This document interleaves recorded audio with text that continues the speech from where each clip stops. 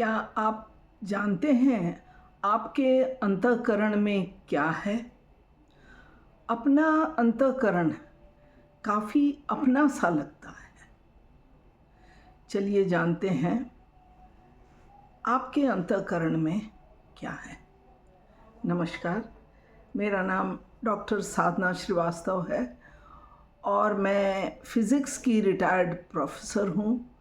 तत्वबोध को वैज्ञानिक और तार्किक ढंग से प्रस्तुत कर रही हूँ। चलिए मंगलाचरण करते हैं। वासुदेवेंद्र योगींद्रम नत्वा ज्ञानप्रदं गुरुं मुमुक्षूणां हितार्थाय तत्वबोधोऽभिधीयते। पिछले एपिसोड में हम लोगों ने देखा कि ये पंच महाभूत किस क्रम में कैसे उत्पन्न हुए और इन पंच महाभूतों के सम्मिश्रण से हमारी ज्ञान इंद्रियां बनी।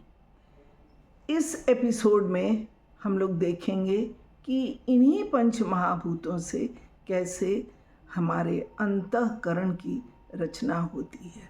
ये पंच महाभूत पांचों तत्व आकाश, वायु, जल, अग्नि और पृथ्वी से निर्मित है।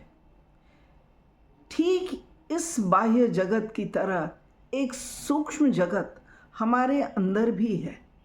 ये सूक्ष्म जगत इन्हीं भूतों के सत्व भाग से बने हैं, निर्मित हैं और इनका नाम है मन, बुद्धि, अहंकार और चित्त। इन्हें अंतःकरण चतुष्टय भी कहा जाता है। ये चारों सत्व गुण से निर्मित हैं। जब हमारी ज्ञानेंद्रियां बाह्य जगत से कुछ भी ग्रहण करती है तो वह सीधे हमारे अंतःकरण में भावना के रूप में, फीलिंग के रूप में, वृत्ति के रूप में पहुंचता है। जैसे कि जब हम किसी पुष्प को देखते हैं तो क्या वह पुष्प मेरे अंतःकरण में पहुंच पाता है? नहीं। हमारे अंदर पहुंचती है एक संवेदना, एक पुष्पाकार वृत्ति, उस पुष्प का प्रतिरूप, एक संवेदना। ठीक उसी प्रकार जब हम घट को देखते हैं तो मेरे अंदर एक घटाकार वृत्ति बनती है। जब हमारी नासिका किसी गंध को स्पर्श करती है तो वह गंध हमारे अंतःकरण में वृत्ति रूप में पहुंचती है। हमारा अंतःकरण वृत्ति रूप है। हमारा अंतःकरण एक है लेकिन वृत्तियां चार प्रकार की होती हैं। इन चार वृत्तियों का नाम है मन, बुद्धि, अहंकार और चित्त। ये चारों वृत्तियां महाभूत के सत्व भाग से निर्मित हैं। मन के बारे में मैं पहले बहुत कुछ बता चुकी हूँ। जब कोई वृत्ति मेरे अंदर प्रवेश करती है तो मन उसको ग्रहण करता है, लेकिन मन संशयात्मिका है। उसके विषय में मन कोई निर्णय नहीं लेता है। मन सिर्फ संशयात्मिका ज्ञान कराने वाला है। एक उदाहरण देखें। शाम के धूमिल रोशनी में अगर एक रस्सी सर्पाकार जमीन पर पड़ी हुई मिले तो मेरा मन पहले ये सोचता है कि यह कहीं सर्प तो नहीं। यह मन का काम है, यह संशयात्मिका है।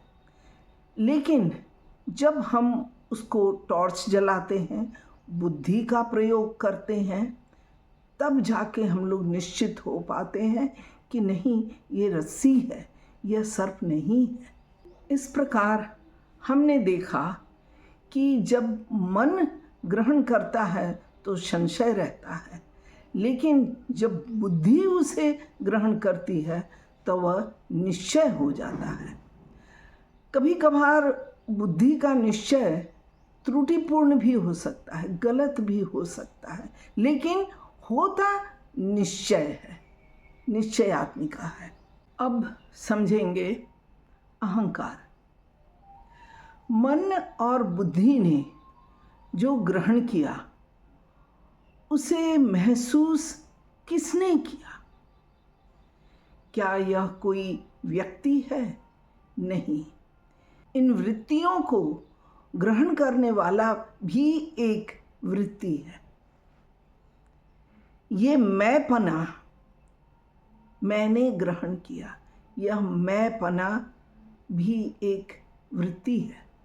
मैंने घट को जाना, घटाकार भी वृत्ति है, और यह मैंपना जिसने घट को महसूस किया वह भी एक वृत्ति है।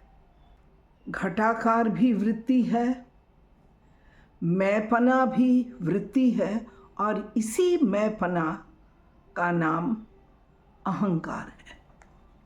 अहंकार ज्ञाता, कर्ता और अहंकार कर्ता, ज्ञाता और भोक्ता होता है।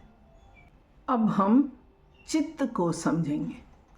जिस प्रकार कंप्यूटर की मेमोरी में सारी जानकारी स्टोर्ड रहती है, ठीक उसी प्रकार हमारे चित्त में हमारे सारे अनुभव संग्रहित रहते हैं।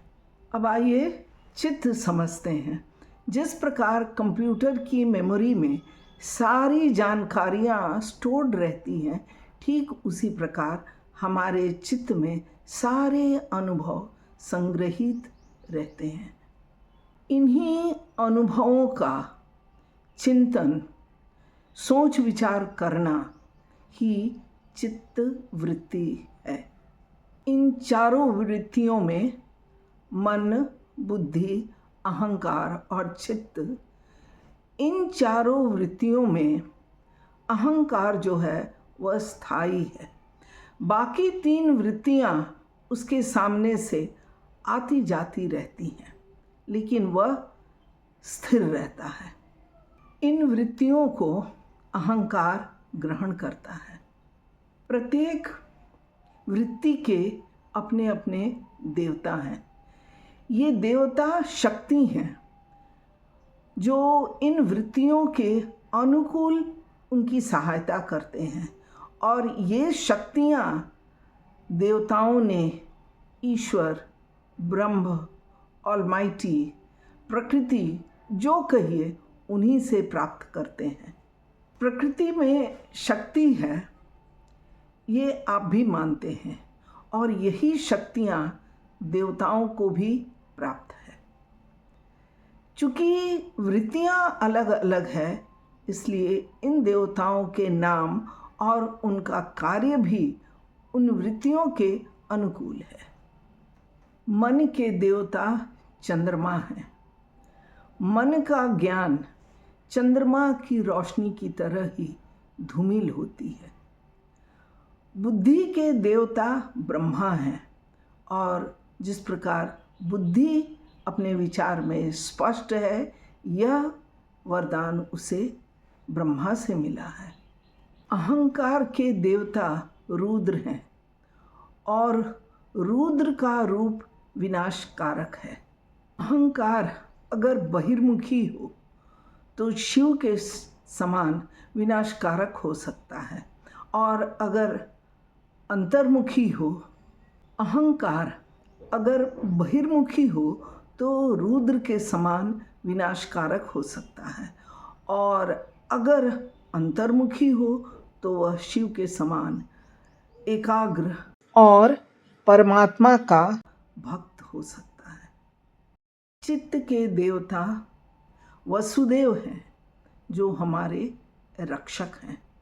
तो ये सारे देवता हमारे अंतःकरण में हैं, और हमारी वृत्तियों की सहायता करते हैं। ये रहे हमारे 4 अंतःकरण चतुष्टय। आज का वक्तव्य मैं यहीं समाप्त करती हूँ। अगले एपिसोड में एक बहुत ही साइंटिफिक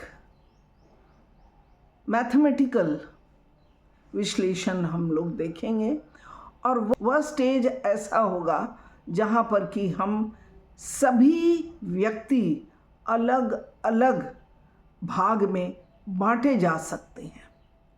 मैंने पहले ही कहा था कि क्या अंतर है जब हम सभी पंच तत्व से ही बने हैं, तो क्या फ़र्क है हम में और आप में। ये अगला एपिसोड में आपको पता चलेगा कि क्या फ़र्क है आप में और मुझ में। यह साइंटिफिक और मैथमेटिकल दोनों होने वाला है। तब तक के लिए आप साधना करते रहिए, विचार करते रहिए। 1 सप्ताह बाद फिर मिलते हैं। नमस्कार।